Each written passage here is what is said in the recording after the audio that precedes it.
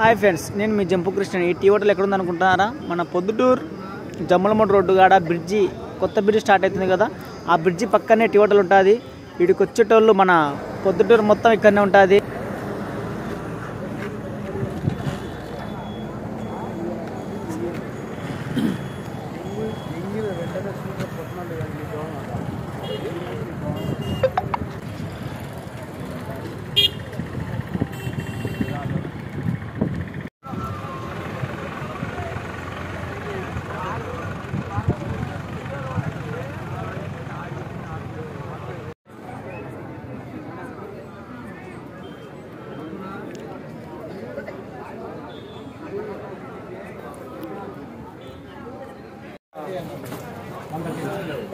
Purna 2 garam cigarette ఇన్నట.